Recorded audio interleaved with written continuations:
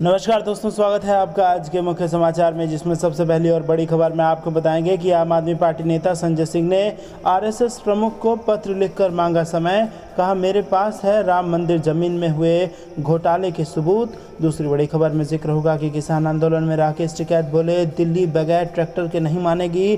कहां और कब होगी लड़ाई, जल्द बताएंगे। और तीसरी बड़ी खबर में आपको बताएंगे कि तीसरे मोर्चे की कवायद तेज। संजय राउत ने कहा कि कांग्रेस के बिना अधूरा है विपक्षी दलों का गठबंधन। दोस्तों, हर एक खबर की गहराई में आपको ले जाएंगे, लेकिन उससे पहले अगर आपको भी ऐसा लगता है कि यूपी के चुनाव में भाजपा को बड़ा नुकसान होने वाला है, तो आप अभी इस वीडियो को लाइक कीजिए और इस लाल बटन को दबा के चैनल को फ्री में सब्सक्राइब करके घंटी बजाकर कमेंट में लिखिए जय हिंद। दोस्तों, रुक करते हैं तमाम बड़ी खबरों की तरफ। आप नेता संजय सिंह ने आरएसएस प्रमुख को पत्र लिखकर मांगा समय। कहा, मेरे पास है राम मंदिर जमीन में हुए घोटाले के सबूत। जी हां दोस्तों, अयोध्या में श्री राम जन्मभूमि तीर्थ क्षेत्र ट्रस्ट से संबंधित एक जमीन विवाद से जुड़े मामले में बीते 1.5 सप्ताह से विपक्ष की ओर से लगातार बीजेपी नेताओं और ट्रस्ट से जुड़े लोगों पर बयानबाजी चल रही है। इस सबके बीच आप नेता संजय सिंह अपने पास जमीन विवाद से जुड़े सभी साक्ष्य होने का दावा करते हुए आरएसएस प्रमुख मोहन भागवत से मिलने का समय मांगा है। प्रदेश प्रभारी संजय सिंह ने मोहन भागवत को पत्र लिखकर राम मंदिर जमीन से जुड़े विवाद के सारे सबूत होने का दावा करते हुए मिलने का समय मांगा है। उन्होंने कहा कि राम मंदिर ट्रस्ट की जमीन खरीदारी में बड़ा घोटाला हुआ है, जिससे जुड़े हुए सारे सबूत और तथ्य मेरे पास मौजूद है। उन्होंने कहा कि इस मामले से जुड़े कई अन्य बड़े घोटालों से जुड़े दस्तावेज आपके समक्ष रखना चाहता हूं। संघ प्रमुख को लिखे पत्र में आप नेता संजय सिंह ने कहा कि देश के करोड़ों लोगों ने राम मंदिर निर्माण के लिए अपनी खून पसीने की कमाई दान की है और अब इस रकम से भ्रष्टाचारियों ने दलाली करके अपनी जेब भर ली। भगवान श्री राम के नाम पर किए गए दान से जेब भरने वाले हिंदू धर्म के सबसे बड़े गुनहगार हैं। उन्होंने कहा कि इस चंदा चोरी की घटना ने पूरे देश के हिंदुओं की आत्मा को झकझोर दिया है, जिससे पूरे विश्व में हिंदुओं की भावनाओं को बहुत ठेस पहुंची। रुख करते हैं अगली खबर की तरफ। किसान आंदोलन, राकेश टिकैत बोले, दिल्ली बगैर ट्रैक्टर के नहीं मानती। कहा, और कब होगी लड़ाई, जल्द बताएंगे। जी हां दोस्तों, राकेश टिकैत ने कहा कि दिल्ली के उपराज्यपाल अनिल बैजल से किसानों की नॉर्थ ईस्ट डीसीपी दफ्तर में वर्चुअल मीटिंग कराई गई। राज्यपाल महोदय के सचिव ने डीसीपी दफ्तर आकर ज्ञापन दिया। आज किसान दिल्ली कूच नहीं करेंगे। भाकियू नेता राकेश टिकैत ने कहा कि संसद तो किसानों का अस्पताल है, वहां हमारा इलाज होगा। हमें पता चला है कि किसानों का इलाज एम्स से अच्छा तो संसद में होता है। हम अपना इलाज वहां कराएंगे। जब भी दिल्ली जाएंगे हम संसद में जाएंगे। भारतीय किसान यूनियन के नेता राकेश टिकैत ने कहा कि हमारे जिन पदाधिकारियों को पकड़ा है उन्हें या तो तिहाड़ जेल भेजो या फिर राज्यपाल से इनकी मुलाकात कराओ। हम आगे बताएंगे कि दिल्ली का क्या इलाज करना है। दिल्ली बगैर ट्रैक्टर के नहीं मानती है। लड़ाई कहां होगी, स्थान और समय क्या होगा, यह तय कर बड़ी क्रांति होगी। यूपी गेट पर किसान आंदोलन के दौरान मीडिया से बातचीत में राकेश टिकैत ने सरकार पर गंभीर आरोप लगाए हैं। उन्होंने कहा कि सरकार हमेशा झूठ बोलती है, वह कहती कुछ है और करती कुछ और है। 26 जून को देहरादून और दिल्ली समेत विभिन्न जगहों पर राज्यपाल को ज्ञापन दिया जाना था, मगर दिल्ली में किसानों को सांसदों से मिलवाने की बात कहकर अलग अलग जगह पर छोड़ दिया गया। यह लोकतंत्र की हत्या है। इसी तरह देहरादून में किसानों को गिरफ्तार किया गया है। राकेश टिकैत ने सरकार को कड़ा संदेश देते हुए कहा कि यदि गिरफ्तार किसानों की रिहाई नहीं हुई और गवर्नर से नहीं मिलवाया तो पूरे देश में किसान आंदोलन को तेज करेंगे। यूपी गेट से भी किसान दिल्ली की तरफ कूच करेंगे। रुख करते हैं अगली खबर की तरफ। तीसरे मोर्चे की कवायद तेज। संजय राउत ने कहा, कांग्रेस के बिना अधूरा है विपक्षी दलों का गठबंधन। जी हां दोस्तों, महाराष्ट्र में अगले साल होने जा रहे बृहन मुंबई महानगर पालिका चुनाव को लेकर जहां कांग्रेस अकेले मैदान में उतरने की तैयारी कर रही है, वहीं शिवसेना कांग्रेस के इस फैसले को गलत बता रही है। हालांकि घरेलू मुद्दे पर शिवसेना और कांग्रेस में भले ही तालमेल ठीक ना बैठ रहा हो, लेकिन राष्ट्रीय मुद्दे पर शिवसेना ने बीजेपी के खिलाफ मोर्चा खोलने के लिए खुले दिल से कांग्रेस को समर्थन देना शुरू कर दिया है। शनिवार को शिवसेना नेता संजय राउत ने कहा कि राष्ट्रीय स्तर पर विपक्षी दलों का गठबंधन कांग्रेस के बिना अधूरा है। गौरतलब है कि विपक्षी दलों के 22 जून को हुई विपक्षी दलों की राष्ट्रमंच बैठक के बाद देश में तीसरे मोर्चे की संभावना को लेकर राजनीतिक गलियारों में हलचल है। इस बीच एनसीपी चीफ शरद पवार ने भी तीसरा मोर्चे को लेकर कहा कि कांग्रेस के बिना यह पूर्ण नहीं होगा। अब संजय राउत ने भी कुछ ऐसा ही कहा। संजय राउत ने कहा कि राष्ट्रीय स्तर पर सभी विपक्षी दलों को एक साथ लाने का काम चल रहा है, लेकिन कांग्रेस उस गठबंधन में महत्वपूर्ण भूमिका निभाएगी जिसका उद्देश्य वर्तमान सरकार को एक मजबूत विकल्प प्रदान करना है। न्यूज एजेंसी पीटीआई के मुताबिक संजय राउत ने कहा, कांग्रेस गठबंधन में एक महत्वपूर्ण भूमिका निभाएगी। यह वर्तमान सरकार का एक मजबूत विकल्प होगा। सभी विपक्षी दलों को एक साथ लाने के लिए काम चल रहा है, जो जब तक पूरा नहीं होगा जब तक कि कांग्रेस में शामिल नहीं हो जाती। बता दें कि शिवसेना की ओर से यह बयान तृणमूल कांग्रेस, समाजवादी पार्टी, आम आदमी पार्टी, राष्ट्रीय लोकदल और वाम दलों सहित 8 विपक्षी दलों के नेताओं की नई दिल्ली में राष्ट्रवादी कांग्रेस पार्टी प्रमुख शरद पवार के साथ बैठक के 4 दिन बाद आया है। बताया जा रहा है कि इस बैठक में देश के सामने आ रहे विभिन्न मुद्दों पर चर्चा की गई थी। हालांकि बैठक में कांग्रेस का कोई नेता मौजूद नहीं। रुख करते हैं अगली खबर की तरफ। बेहद खतरनाक कोरोना का डेल्टा वेरिएंट, लापरवाही बरतने से बदतर हो सकते हैं हालात। WHO प्रमुख। जी हां दोस्तों, कोरोना का डेल्टा वेरिएंट दुनिया में तांडव मचा रहा है। दुनिया भर के कम से कम 85 देशों में अभी तक इस वायरस के मिलने की पुष्टि हो चुकी है। अभी तक पाए गए अन्य वेरिएंट के मुकाबले अधिक तेजी से फैलने वाला यह वेरिएंट उन लोगों में अधिक फैल रहा है जिन लोगों का अभी तक टीकाकरण नहीं हुआ है। WHO के प्रमुख टेड्रोस अधनोम घेब्रेयेसस ने यह चेतावनी दी है। शुक्रवार को एक कॉन्फ्रेंस में उन्होंने कहा कि पूरी दुनिया में डेल्टा वेरिएंट को लेकर चिंता है। WHO भी इसको लेकर चिंतित है। बता दें कि डेल्टा वेरिएंट सर्वप्रथम भारत में पाया गया था। उन्होंने चिंता व्यक्त करते हुए कहा कि जैसे जैसे कुछ देशों में कोरोना को लेकर लगी पाबंदियों में ढील दी जा रही है, वैसे वैसे हम इसके ट्रांसमिशन में दोबारा वृद्धि देख रहे हैं। उन्होंने कहा कि कोरोना के बढ़ते मामलों के कारण एक बार फिर से अस्पतालों में मरीजों की संख्या बढ़ने, स्वास्थ्य कर्मियों पर दबाव बढ़ने और मौतों के मामलों में वृद्धि होने की आशंका बढ़ गई है। WHO प्रमुख ने कहा कि अमीर देश विभिन्न तरह की पाबंदियों के बाद अब अनलॉक की ओर बढ़ रहे हैं और उन युवाओं को टीका दे रहे हैं जिन्हें कोरोना से ज्यादा खतरा नहीं है। वहीं दूसरी तरफ सबसे गरीब देश वैक्सीन की कमी से जूझ रहे हैं। रुख करते हैं अगली खबर की तरफ। तेजस्वी ने चिराग की तरफ फिर बढ़ाया दोस्ती का हाथ। स्थापना दिवस से पहले रामविलास पासवान की जयंती मनाएगी RJD। जी हां दोस्तों, बिहार में राजनीतिक घटनाक्रम तेजी से बदल रहे हैं। इसी बीच राष्ट्रीय जनता दल नेता तेजस्वी यादव ने लोक जनशक्ति पार्टी के नेता चिराग पासवान की तरफ एक बार फिर से दोस्ती का हाथ बढ़ाया है। तेजस्वी ने पहले चिराग को साथ आने का ऑफर दिया और अब उनकी पार्टी 5 जुलाई को रामविलास पासवान की जयंती मनाएगी। इस मौके पर पार्टी दफ्तर में उनकी फोटो पर पार्टी के सभी वरिष्ठ नेता माल्यार्पण करेंगे। दिलचस्प बात यह है कि उसी दिन राजद का स्थापना दिवस भी है, तो उससे संबंधित कार्यक्रम उसके बाद होंगे। दिवंगत सांसद की जयंती मनाने का यह निर्णय गुरुवार को राजद कार्यालय में नेता प्रतिपक्ष की मौजूदगी में हुई पार्टी के वरिष्ठ नेताओं की बैठक में लिया गया। इससे पूर्व बुधवार को पटना पहुंचते ही तेजस्वी यादव ने यह कहते हुए चिराग को साथ आने का आमंत्रण दिया था कि वो तय करें कि अब उन्हें किधर रहना है। बिहार वापसी के साथ ही नेता प्रतिपक्ष सक्रिय हो गए हैं। गुरुवार की दोपहर वे वीरचंद पटेल मार्ग स्थित पार्टी कार्यालय पहुंचे। इस दौरान प्रदेश अध्यक्ष जगदानंद सिंह सहित पार्टी के अन्य वरिष्ठ नेताओं संग आगामी 5 जुलाई को होने वाले पार्टी के 25वें स्थापना दिवस कार्यक्रम की तैयारियों को लेकर चर्चा की। सुबह 11 बजे से होने वाले स्थापना दिवस समारोह से पूर्व पार्टी कार्यालय में पहले पूर्व केंद्रीय मंत्री रामविलास पासवान की जयंती मनेगी, उन्हें श्रद्धांजलि दी जाएगी। तेजस्वी यादव ने इस बैठक की तस्वीर भी अपने ट्विटर पर साझा की। स्थापना दिवस कार्यक्रम का वर्चुअल शुभारंभ दिल्ली से राजद सुप्रीमो लालू प्रसाद दीप जलाकर करेंगे। वहीं पटना में तेजस्वी यादव प्रज्वलित करेंगे। राजद का स्थापना दिवस समारोह वर्चुअल होगा। 5 जुलाई को राज्य के सभी 243 विधानसभा क्षेत्रों में पार्टी के विधायक, विधान पार्षद, पूर्व विधायक, विधानसभा प्रत्याशी और वरिष्ठ नेता 25-25 पौधे लगाएंगे। रुख करते हैं अगली खबर की तरफ। राकेश टिकैत बोले, किसान आंदोलन को आज 7 महीने पूरे हो गए हैं। मोदी जी अब तो नफरत छोड़कर हक दो।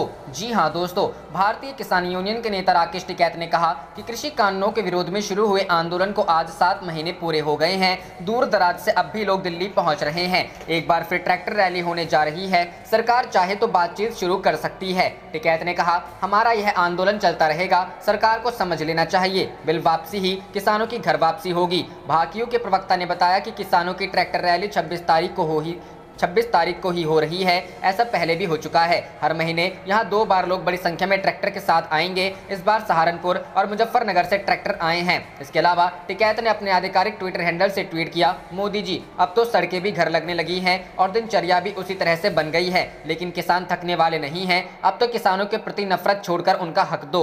हजारों किसान बीते 2 दिनों में संयुक्त किसान मोर्चा एवं भारतीय किसान यूनियन के बैनर तले दिल्ली से सटे इलाकों में जुटे हैं। दिल्ली गाजीपुर बॉर्डर पर ट्रैक्टरों का जमावड़ा लगा हुआ है और उनकी रिहर्सल की भी खबर आई है। ट्रैक्टर रैली के बारे में भाकियू नेता राकेश टिकैत ने ऐलान किया है कि 4 लाख से ज्यादा ट्रैक्टरों के साथ लाखों किसान सरकार को दम दिखाएंगे। वे चाहते हैं कि कृषि कानून रद्द हो। उन्होंने कहा कि लोग इकट्ठा हो रहे हैं, हमारी बैठक होगी जिसमें रणनीति तैयार होगी। वैसे लाखों किसान अपने ट्रैक्टरों के साथ तैयार हैं। जैसे ही उद्घोष होगा किसान दिल्ली में ठियां जमा। रुख करते हैं अगली खबर की तरफ। सीधी बात है, हम सत्याग्रही अन्नदाता के साथ हैं। किसान आंदोलन के 7 महीने पूरे होने पर बोले राहुल गांधी। जी हां दोस्तों, किसान दिल्ली के गाजीपुर, टिकरी और सिंघू बॉर्डर पर 26 नवंबर से धरना दे रहे हैं। उनकी मांग है कि केंद्र सरकार 3 नए कृषि कानूनों को निरस्त करे और न्यूनतम समर्थन मूल्य की कानूनी गारंटी दे। राहुल गांधी ने ट्वीट के जरिए किसानों का समर्थन किया है। राहुल गांधी ने ट्वीट कर कहा है कि सीधी सीधी बात है, हम सत्याग्रही अन्नदाता के साथ हैं। आज किसान आंदोलन के 7 महीने पूरे हो रहे हैं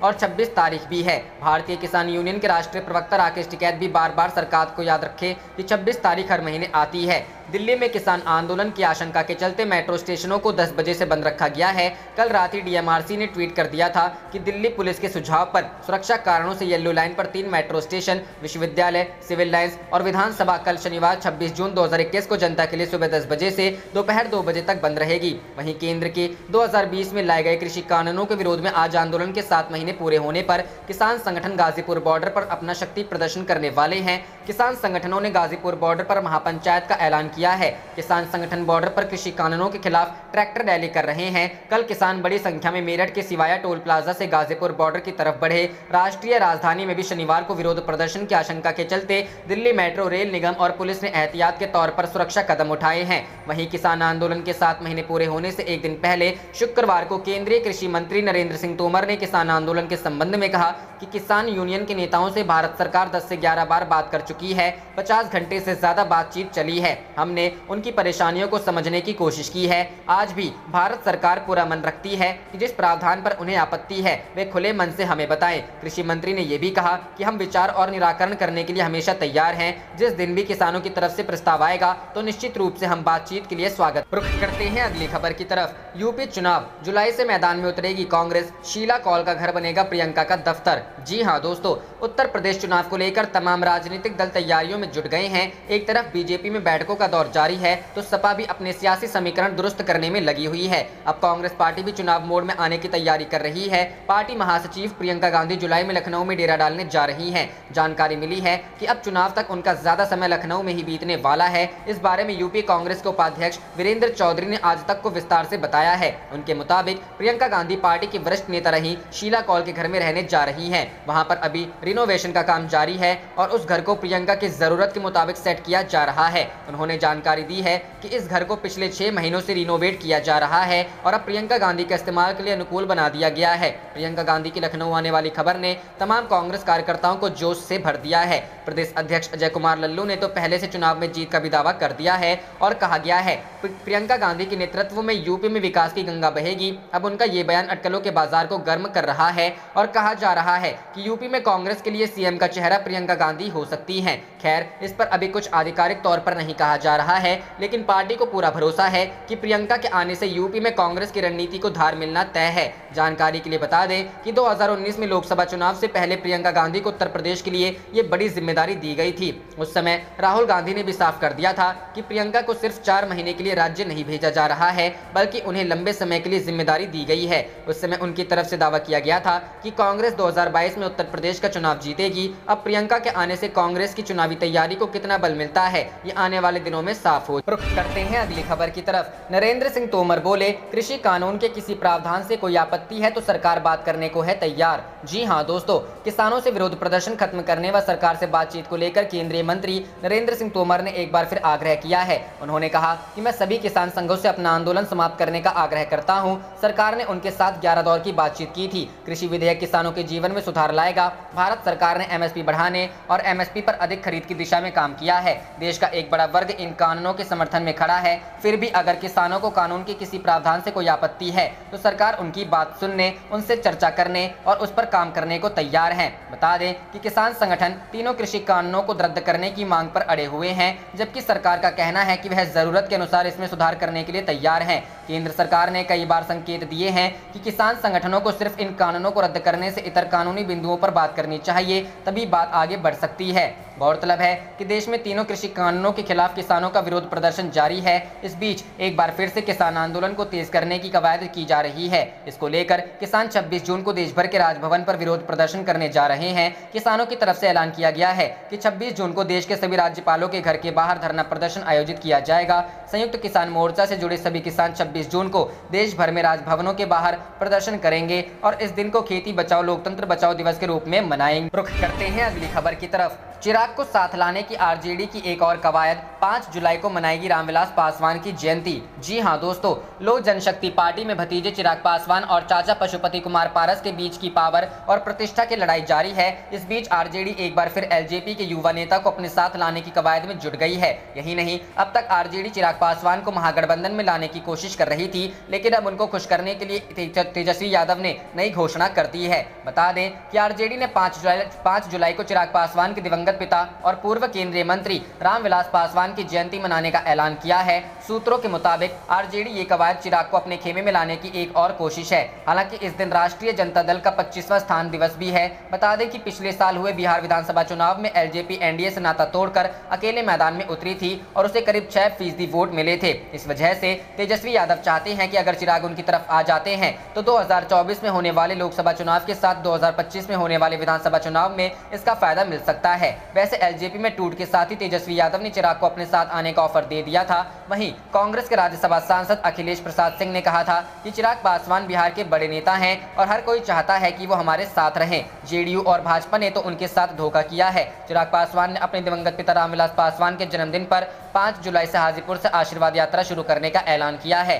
हाजीपुर संसदीय क्षेत्र उनके पिता की कर्मभूमि रहा है। यही नहीं, आशीर्वाद यात्रा पूरे बिहार में होगी और वे अपने लिए जन समर्थन की ताकत दिखाकर आगे कानूनी संघर्ष का रास्ता अख्तियार करेंगे। लोजपा में टूट के बाद चिराग पासवान के राजनीतिक भविष्य को लेकर बिहार में सियासी कयासबाजियों का दौर जारी है। राजनीतिक जानकार बताते हैं कि इसके पीछे जमीनी स्तर की वह राजनीति है जिसमें पशुपति कुमार पारस भले ही अपने जनाधार का दावा करते हैं, लेकिन वास्तविक समर्थन चिराग पासवान के पक्ष में नजर आता है। इसका कनेक्शन वर्ष 2020 के विधानसभा चुनाव से भी जुड़ता है, क्योंकि सीएम नीतीश कुमार और तेजस्वी यादव के गठबंधन के खिलाफ जाकर भी चिराग ने अपने दम पर लोजपा को लगभग 26 लाख वोट दिलाए थे। एनडीए के खाते में 1,57,01,226 वोट पड़े थे, जबकि महागठबंधन के खाते में 1,56,88,458 वोट पड़े। अगर इसे प्रतिशत के लिहाज से देखें तो एनडीए को 37.26% वोट मिले थे और महागठबंधन को 37.23% वोट। महागठबंधन और एनडीए की जीत में फैसला केवल लगभग 12,000 वोट का था। करते हैं अगली खबर की तरफ। गाजीपुर बॉर्डर पर फिर बड़े आंदोलन की तैयारी। किसानों ने रात भर कराया टोल फ्री, बोले पीछे नहीं हटेंगे। जी हां दोस्तों, सहारनपुर और मुजफ्फरनगर से गाजीपुर बॉर्डर के लिए रवाना हुए हजारों किसानों ने गुरुवार देर रात मेरठ सिवाया टोल प्लाजा पर डेरा डाल दिया। वहीं आज सुबह किसानों ने चाय पकौड़ी का नाश्ता किया। इसके बाद धीरे धीरे गाजीपुर बॉर्डर के लिए रवाना होने शुरू हो गए। बता दें कि गुरुवार राय सिवाया टोल प्लाजा किसानों से गुलजार रहा। टोल प्लाजा के दोनों ओर किसानों का कब्जा रहा और पूरी रात टोल फ्री चला। किसानों के आने का सिलसिला देर रात तक चलता रहा, जिस कारण रात 3 बजे तक किसानों के लिए खाना बनाया गया। वहीं सुबह 5 बजे किसानों को नाश्ते के रूप में चाय पकौड़ी दी गई। रात भर किसानों ने जाकर एक दूसरे का उत्साह बढ़ाया व मनोरंजन किया। मेरठ से किसान गौरव टिकैत के नेतृत्व में गाजीपुर बॉर्डर के लिए रवाना हो रहे हैं। गौरव टिकैत व संजय दौरालिया का कहना है कि जब तक केंद्र सरकार तीनों कृषि कानूनों को वापस नहीं लेगी, किसान धरने पर डटे रहेंगे। किसान गाजीपुर बॉर्डर पर सरकार को अपनी ताकत का एहसास कराएंगे। किसान ट्रैक्टर पर तिरंगा लगाकर अपनी मांगों को लेकर गाजीपुर तक जाएंगे। धीरे धीरे किसानों का कारवां दिल्ली की ओर बढ़ता जा रहा है। सहारनपुर के नागल से गुरुवार को भाकियू के प्रदेश उपाध्यक्ष